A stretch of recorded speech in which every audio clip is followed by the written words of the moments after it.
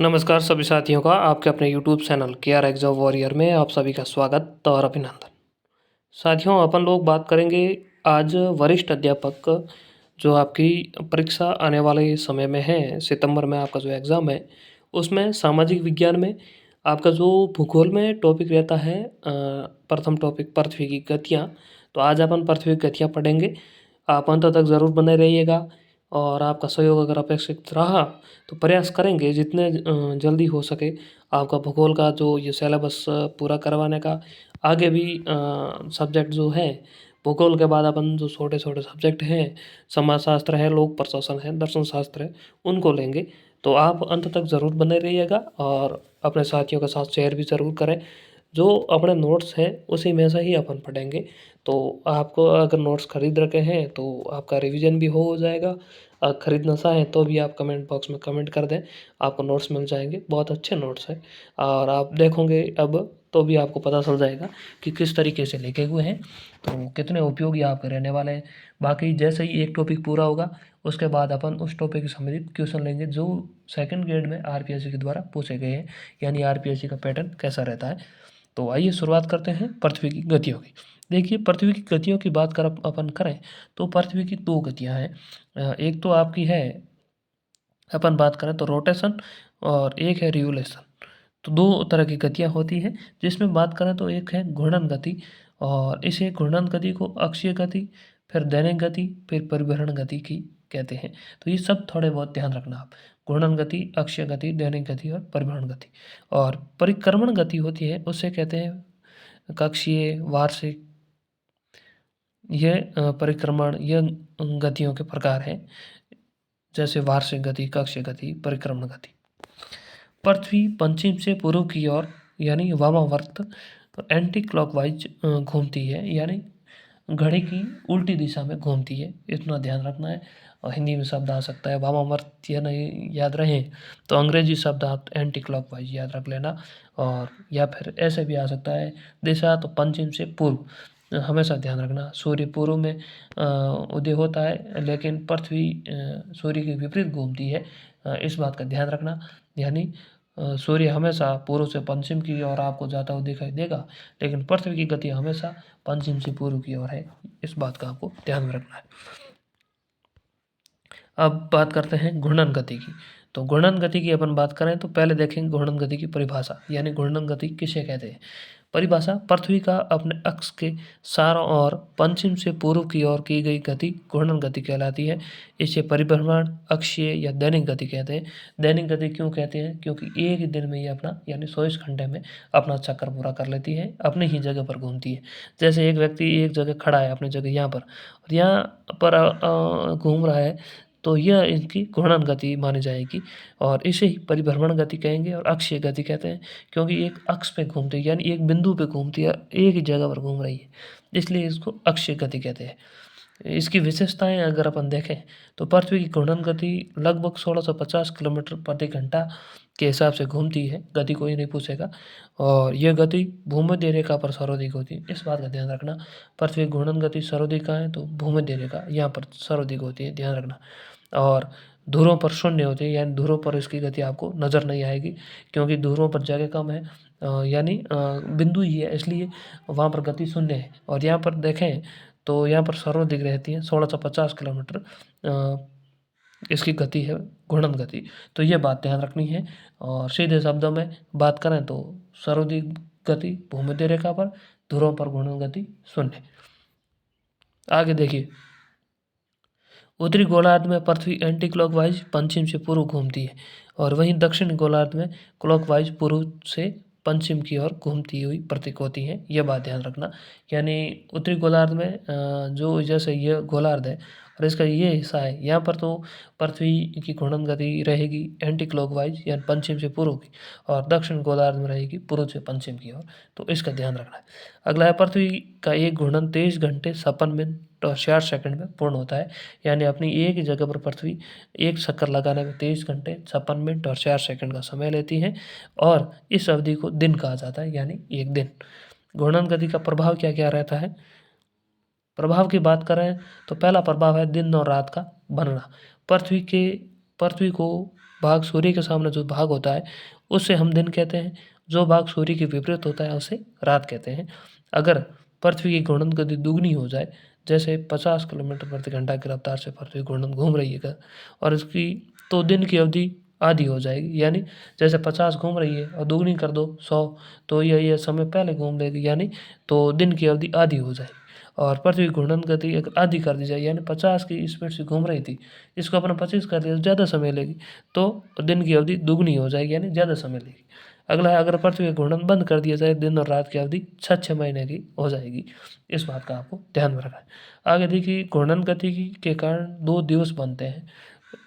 एक तो सौर दिवस, यह 24 घंटे का होता है, और नक्षत्र दिवस यानी जिसको अपन दिन कहते हैं, 23 घंटे 56 मिनट और 4 सेकंड वाला। अगला है, प्रदीप्ति व्रत का निर्माण करती है घूर्णन गति से। कैसे? पृथ्वी का एक भाग जो हमेशा सूर्य के सामने दिखाई देता है, यहाँ पर आप देख रहे हैं, यहाँ पर अपन समझ लेते हैं अलग से, जैसे ये पृथ्वी है और ये एक भाग है, यहाँ पर मान लो सूर्य है, यहाँ पर मान लेते हैं सूर्य है, और जैसे ये भाग है यहाँ पर, तो ये जो हिस्सा है ये तो प्रकाशमान रहेगा, और दूसरा हिस्सा है ये अंधकारमय रहेगा। तो इन दो हिस्सों के मध्य की जो ये पट्टी है, जैसे अंधकारमय भाग के मध्य के घेरे को प्रदीप्ति वृत्त कहते हैं। यानी ये जो पट्टी है ये आपकी प्रदीप्ति वृत्त कहलाती है। अर्थात ग्लोब पर वर्ष जो दिन और रात को विभाजित करते हैं, यानी ये रेखा इस साइड में दिन हो गया, इस साइड में रात हो गई, ये जो रेखा है उसे प्रदीप्ति वृत्त कहते हैं। इस बात को ध्यान रखना है। जब पृथ्वी पश्चिम से पूर्व की ओर घूर्णन करती है, वहीं प्रदीप्ति वृत्त पूर्व से पश्चिम की ओर गति करते हैं। इस बात का भी ध्यान रखना थोड़ा बहुत। अगला है, केंद्र अपसारी बल, अपकेंद्रीय बल की उत्पत्ति। यह भी होती है पृथ्वी की घूर्णन गति के कारण। पृथ्वी की घूर्णन गति के कारण केंद्र अपसारी बल यानी अपकेंद्रीय बल, यह बल एक आभासी बल है जो पृथ्वी के तत्वों को केंद्र से बाहर की ओर प्रवाहित करता है। इस बल का पृथ्वी की गति से सीधा संबंध होता है। गति की अधिकता बल को बढ़ाती है, गति की कमी बल को घटाती है। यानी यह आपकी पृथ्वी हो गई। केंद्र अपसारी बल क्या करता है, यानी बाहर की ओर फेंकता है, यानी बल बाहर की ओर लगाता है, और इसे कहते हैं केंद्र अपसारी बल।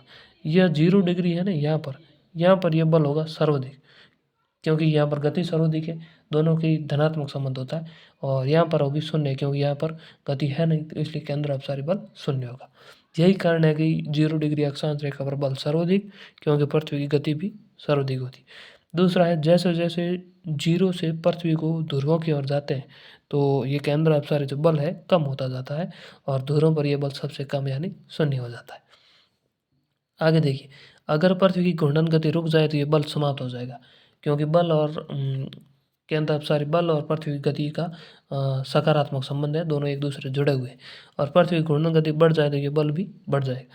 इसके परिणाम स्वरूप क्या होता है, केंद्र अपसारी बल से पृथ्वी का आकार भूआब आकार का हुआ, अर्थात 0 डिग्री पर इस बल की अधिकता के कारण पृथ्वी अधिक फैली हुई है, ध्रुवों पर सपटी है।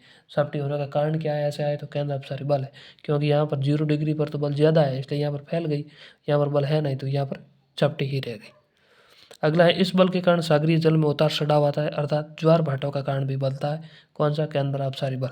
और गुरुत्वाकर्षण बल को नियंत्रित करता है, यह भी करता है केंद्र अपसारी बल। अगला है, घूर्णन गति से प्रभाव में कोरियोलिस बल, विक्षेपण बल का निर्माण कैसे होगा? पृथ्वी की घूर्णन गति के कारण पृथ्वी के बाह्य भागों में विभिन्न तत्व अपनी दिशा बदल देते हैं, इसे विक्षेपण बल कहते हैं। क्योंकि इसकी खोज कोरियोलिस ने की, इसलिए इसका नाम कोरियोलिस बल पड़ा। कोरियोलिस बल इसका नाम क्यों पड़ा? क्योंकि खोज कोरियोलिस ने की, और अन्य नाम विक्षेपण बल तो है ही, क्योंकि इसी वजह से जो भी तत्व होते हैं वो अपनी दिशा बदल देते हैं। कैसे? आगे देखिए। सामान्य शब्दों में यह बल धरातलीय तत्वों की दिशा को प्रभावित करता है। सर्वाधिक कोरियोलिस बल की बात करें तो ध्रुवों पर होगा, और भूमध्य रेखा पर 0 होगा। यहाँ पर देखिए, अर्थात जैसे 0 डिग्री से उच्च अक्षांशों की ओर जाते हैं, वैसे वैसे कोरियोलिस बल बढ़ता जाता है। यहाँ पर देखिए, यहाँ पर ये 0 डिग्री है, और यहाँ पर देखिए ध्रुव है, तो यहाँ पर होगा बल सर्वाधिक, और 0 डिग्री पर होगा न्यूनतम। और इसकी अपन देखें दिशा कैसे चेंज होती है, जैसे हवा दाईं ओर से आ रही है, और यहाँ पर इस बल के कारण ये दिशा अपन बात करें उत्तर से आ रही है, और इस बल के कारण इसकी दिशा इस तरह की हो जाती है, यानी उत्तर पूर्व की से आनी शुरू हो जाती है इस बल के कारण। अगर पृथ्वी का घूर्णन बंद हो जाए तो कोरियोलिस बल शून्य हो जाएगा, और अगर गति बढ़ जाए तो कोरियोलिस बल अधिक हो जाएगा। यानी पृथ्वी की घूर्णन गति का भी इससे सीधा संबंध है। आगे देखिए इसके परिणाम स्वरूप क्या होता है कोरियोलिस बल के कारण। देखिए इसके परिणाम स्वरूप पवनों की दिशा में परिवर्तन होता है। जैसे उत्तरी गोलार्ध में पवनें अपने मूल दिशा के दाईं ओर मुड़ जाती है। जैसे हवाएं ऐसे चल रही हैं तो ऐसे हो जाएगी, ये उत्तरी गोलार्ध की दिशा हो जाएगी। और दक्षिण गोलार्ध में हवाएं अपने बाईं ओर मुड़ जाएगी। जैसे ऐसे आ रही हैं तो ये इस ओर मुड़ जाएगी। तो इस बात का ध्यान रखना है। और जल धाराओं पर भी इसका कोरियोलिस बल का प्रभाव पड़ेगा। अगला है गुरुत्वाकर्षण बल। यह गुरुत्वाकर्षण बल को केंद्र अपसारी बल भी कहते हैं। यह भी सर्वाधिक होगा 0 डिग्री ध्रुवों पर, और न्यूनतम होगा 0 डिग्री पर। यानी अपन जितने भी बलों की बात की उसमें एकमात्र बल अपन बात करें जो बल है वो इसका 0 डिग्री पर ज़्यादा है। बाकी सभी जैसे गुरुत्वाकर्षण बल है, कोरियोलिस बल है, ये सभी ध्रुवों पर ज़्यादा होंगे। यहाँ पर देखिए पृथ्वी के केंद्र से उत्पन्न होने वाला बल गुरुत्वाकर्षण बल कहलाता है। यह सर्वाधिक वायुमंडल जलमंडल को अपनी ओर आकर्षित करती है, जिससे सभी तत्वों का भार बढ़ जाता है। 0 डिग्री यानी यहाँ पर लिखा है जी का मतलब गुरुत्वाकर्षण है। गुरुत्वाकर्षण शून्य हो तो भारहीनता शून्य आ जाएगी। अगर पृथ्वी का घूर्णन बंद कर दें तो जी समाप्त हो जाएगा, यानी घूर्णन गति बंद करें तो गुरुत्वाकर्षण बल भी समाप्त हो जाएगा। पृथ्वी के भूभाग आकार के कारण जी भिन्न भिन्न होता है, यानी गुरुत्वाकर्षण भिन्न भिन्न होता है। और गुरुत्वाकर्षण की भिन्नता के कारण एक ही वस्तु का भार पृथ्वी के भिन्न भिन्न स्थानों पर अलग अलग होगा। जैसे चंद्रमा पर भार की बात करें तो 1/6 भाग होता है पृथ्वी, यानी 1/6 भाग होगा, कम होगा। आगे बात करें अपन सर्वाधिक गुरुत्वाकर्षण बल ध्रुवों पर और न्यूनतम गुरुत्वाकर्षण बल भूमध्य रेखा पर होता है। इस बात का आपको ध्यान में रखना है। अगला है सूर्य ताप की भिन्नता घूर्णन गति के कारण। घूर्णन गति के कारण धरातल पर विभिन्न भागों में सूर्य ताप की मात्रा में भिन्नता आ जाती है। जैसे घूर्णन गति बढ़ जाए तो किसी स्थान विशेष सूर्य ताप कम होगा, और घूर्णन गति कम हो जाए तो सूर्य ताप किसी स्थान विशेष अधिक होगा। क्योंकि सूर्य की गति जब धीमी हो जाएगी पृथ्वी की तो ज़्यादा समय पर तापमान रहेगा, इसी वजह से। अगला देखिए ऐसी परिघटनाएं जो दिन प्रतिदिन या वर्ष में कई बार घटित हो, जिससे धरातल के आंतरिक भागों से संबंध हो, उनका कारण सामान्य घूर्णन गति होगा। यानी जो ज़्यादा समय पे नहीं और हमेशा घटित होने वाली घटना हो तो वे सभी घटनाएं आपकी घूर्णन गति में आ जाएगी। जैसे चक्रवात है, पवन संचलन, सनातनी पवन है, परिष्कृत पवन है, जलधाराएं, ज्वार भाटे, समय की माप की अवधि, अक्षांश और देशांतर का निर्धारण, जलवायु, प्रकाश, पोलर और ध्रुवीय फ्लाइंग बल, ये सभी के सभी घूर्णन गति में आ जाएंगे। अगला आपका बल आएगा पृथ्वी की परिक्रमण गति। यानी दो गतियां हैं, घूर्णन गति अपन ने पढ़ ली, अब है पृथ्वी की परिक्रमण गति। परिक्रमण गति की बात करें, सूर्य के चारों ओर दीर्घवृत्ताकार पथ पर पश्चिम से पूर्व की ओर की जाने वाली पृथ्वी की गति को कक्षीय या वार्षिक गति कहते हैं। जैसे ये सूर्य है और इसके चारों ओर जैसे पृथ्वी घूमती है ना, ये कक्षीय गति या परिक्रमण गति कहलाती है। कक्षीय गति इसलिए कहते हैं क्योंकि अपनी एक ही कक्षा में घूमती है, यानी एक ही रास्ते पर चलती है, रास्ता या भटकती नहीं है, इसी वजह से। और वार्षिक गति भी कहते हैं क्योंकि एक वर्ष इसमें समय लग जाता है 365 दिन 5 घंटे और 5 घंटे 48 मिनट और 47 सेकंड का इसमें समय लगता है, इसलिए इसे वर्ष कहा जाता है। और ग्रहों की गति का नियम किसने दिया? तो जर्मनी के केपलर ने दिया था। और इसके प्रभाव क्या है आगे अपन देखेंगे। यह आप एक थोड़ा सा इस मानचित्र में समझ सकते हैं। आगे अपन प्रभाव को पढ़ेंगे। और ऋतु परिवर्तन जो होता है इस पृथ्वी की परिक्रमण गति के कारण होता है। कैसे होता है अब देखिए। 21 मार्च को क्या घटना होती है? 21 मार्च को इस दिन सूर्य की लंबवत जो किरणें होती हैं वो 0 डिग्री पर होती है, और इसी कारण प्रदीप्ति वर्त अक्ष के समानांतर होता है, दोनों ध्रुवों के समानांतर होता है। इस कारण संपूर्ण ग्लोब पर दिन और रात की अवधि समान होती है। यानी 21 मार्च को दिन और रात की अवधि समान होती है। इस कारण इस दिन को विषुव कहा जाता है। और शुक्ल इसी दिन बसंत ऋतु का प्रारंभ होता है, इसलिए इसे बसंत विषुव कहा जाता है। यानी 21 मार्च को जो घटना होती है उस दिन और रात की अवधि बराबर होती है, और जो दिन रात की अवधि बराबर होती है तो उसे क्या कहते हैं? विषुव कह लेते हैं। और 21 मार्च को जो ये घटना है यह बसंत ऋतु के समय होती है, इसलिए इसे बसंत विषुव कहते हैं। और इसी दिन के बाद पृथ्वी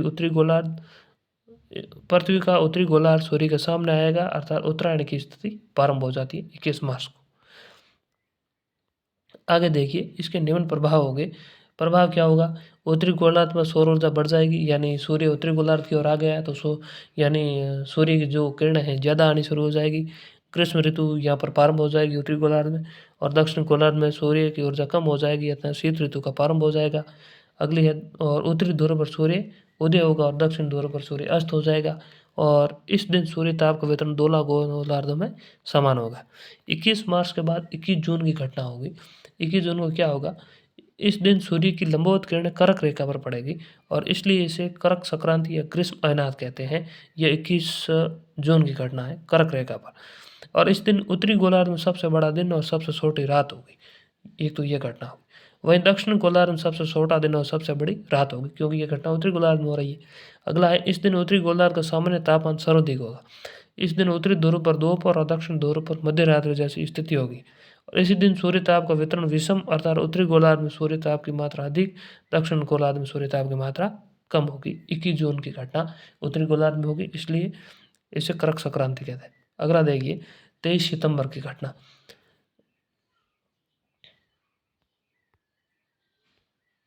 उत्तरायण की समाप्ति हो जाएगी 23 सितंबर को, और दक्षिणायन का प्रारंभ हो जाएगा, और अर्थात दक्षिण गोलार्ध सूर्य के सामने आ जाएगा, और इसी दिन संपूर्ण पृथ्वी पर दिन और रात की अवधि समान होगी।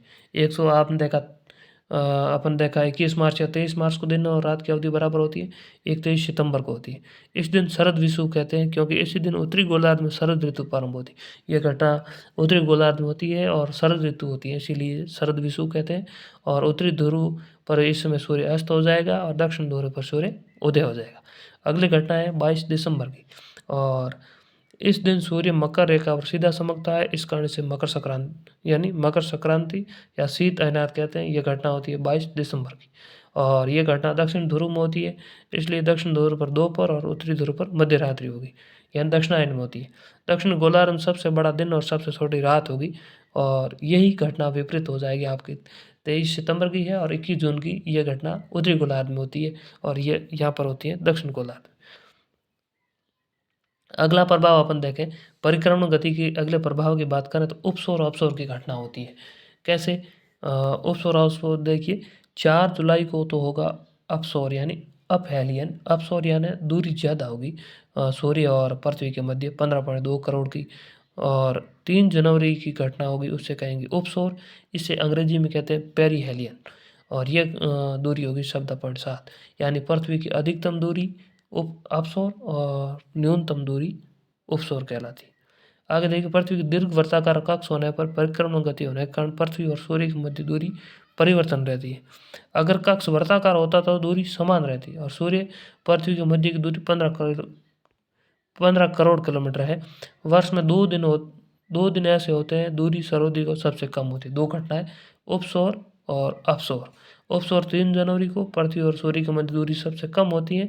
इसे उपसौर की स्थिति कहते हैं, जब सूर्य पृथ्वी के नज़दीक होने के बावजूद भी पृथ्वी पर शीत ठंड होती है, क्योंकि सूर्य दक्षिणायन की स्थिति में होता है।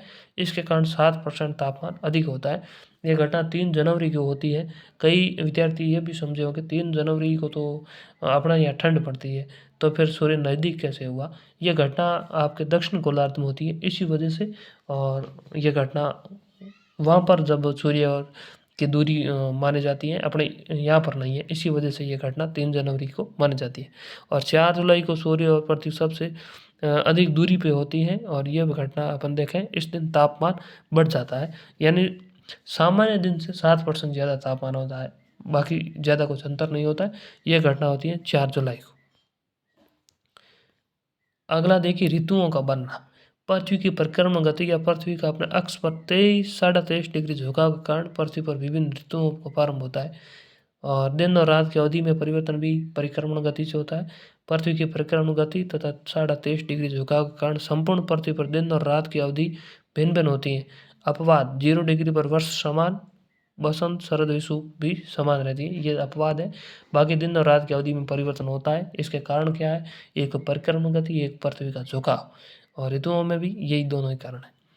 आगे देखिए, कुछ उदाहरण है। अगर पृथ्वी का झुकाव नहीं होता, सूर्य की किरणें वर्ष भर 0 डिग्री पर पड़ती है, और प्रकृति व्रत वर्ष भर ध्रुवों की ओर होता, जिससे परिणाम स्वरूप वर्ष भर दिन और रात की अवधि समान रहती, अतः झुकाव नहीं। तो केवल परिक्रमण के कारण दिन और रात की अवधि में परिवर्तन नहीं आएगा, यानी दोनों ही कारण हो तब आएगा। अगला है वायुदाब पेटियों की स्थिति में परिवर्तन। उत्तरायण और दक्षिणायन की स्थिति, उत्तरी गोलार्ध और दक्षिण गोलार्ध में वायुदाब पेटियों में उत्तर और दक्षिण खिसका आता है। अगला है सूर्य ग्रहण और चंद्र ग्रहण, यह भी परिक्रमण गति के कारण होता है। सूर्य ग्रहण, चंद्र ग्रहण यानी सूर्य, पृथ्वी और चंद्रमा एक ही दिशा में होते हैं, उससे कहेंगे युति, वियुति या सिजिति, तीनों एक ही रेखा में इस तरह की स्थिति में है तो है सिजिति। और जब सिजिगी की रेखीय स्थिति हो, अर्थात सूर्य, पृथ्वी और चंद्रमा एक सीधी रेखा हो, तो इसे एपसाइड लाइन भी कहते हैं। आगे देखिए, हर सिजिकी की स्थिति में ग्रहण नहीं होता है। ग्रहण तभी होता है जब सिजिकी की स्थिति रेखीय स्थिति में, यानी एक सीधी रेखा में हो, तब भी अपन कहेंगे ग्रहण होगा, अर्थात एपसाइड लाइन बनती है। एपसाइड रेखा पूर्णिमा और अमावस्या को ही बनती है, परंतु हर पूर्णिमा और अमावस्या को एपसाइड लाइन बनना यह आवश्यक नहीं है। सामान्य शब्दों में ग्रहण की स्थिति पूर्णिमा और अमावस्या को होगी, परंतु हर पूर्णिमा अमावस्या को नहीं होगी, यही समझना आप। आगे देखिए, दो तरह के सूर्य ग्रहण और चंद्र ग्रहण। सूर्य ग्रहण में क्या होता है? सूर्य ग्रहण में सूर्य और पृथ्वी के मध्य चंद्रमा आ जाता है, और जब सूर्य और पृथ्वी के मध्य चंद्रमा आए तो तीनों रेखीय स्थिति में हो तो सूर्य ग्रहण कहते हैं। सूर्य ग्रहण की स्थिति कहेंगे युति, और इस स्थिति में हमेशा यह स्थिति है अमावस्या को होगी, परंतु हर अमावस्या को बने यह आवश्यक नहीं है। और इस ग्रहण की स्थिति में सूर्य का वह भाग जो पृथ्वी पर दृष्टिगत होता है उसे हरिक वलय या डायमंड रिंग कहा जाता है। यानी जैसे ये सूर्य है और चंद्रमा का तो अपन को पता है इतना हिस्सा आएगा, जो यह हिस्सा है ना इसे कहेंगे हिरक वलय। आगे देखिए, सूर्य ग्रहण के दो रूप होते हैं। जब तीनों एक ही सीधी रेखा में हो तो पूर्ण सूर्य ग्रहण होगा, और अगर चंद्रमा आंशिक रूप से ऊपर नीचे हो तो आंशिक सूर्य ग्रहण कहलाएगा। और इस ग्रहण की वजह से जिन क्षेत्रों में पूर्ण अंधेरा होगा उन क्षेत्रों अम्बरा, तथा जिन आसपास के क्षेत्रों से आंशिक अंधेरा होगा उसे पैरम्बरा कहा जाता है। यह एक शब्दावली है, थोड़े बहुत ध्यान रख लेना। अगला है, चंद्रमा की उबड़ खाबड़ संरचना के कारण सूर्य ग्रहण दौरान पृथ्वी पर विशिष्ट प्रकार की आकृतियां दृष्टिगत होती हैं, उसे बेलीवेंट कहा जाता है। और चंद्र ग्रहण की बात करें तो सूर्य और चंद्रमा का मध्य पृथ्वी आ जाती है, और चंद्र ग्रहण को कहेंगे अपन वियुति। यहाँ पर आप देख लिया वियुति है। अगला देखिए, यह परिघटना हमेशा पूर्णिमा को ही होगी।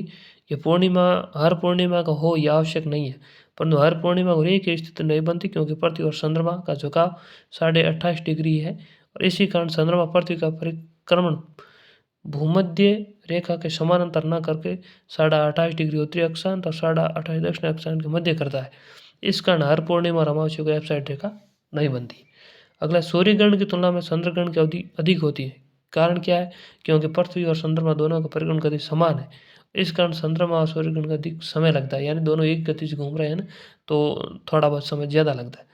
जब चंद्र ग्रहण होता है तो संपूर्ण क्षेत्र में होता है, क्योंकि पृथ्वी का आकार चंद्रमा से बड़ा है, इसी वजह से। अगला है, चंद्र ग्रहण के 3 रूप होते हैं। एक होता है सुपर मून, जब पृथ्वी और चंद्रमा के मध्य दूरी सबसे कम हो और उस दिन चंद्रमा का आकार सामान्य आकार की तुलना में अधिक बड़ा दिखता है, उसे कहेंगे सुपर मून।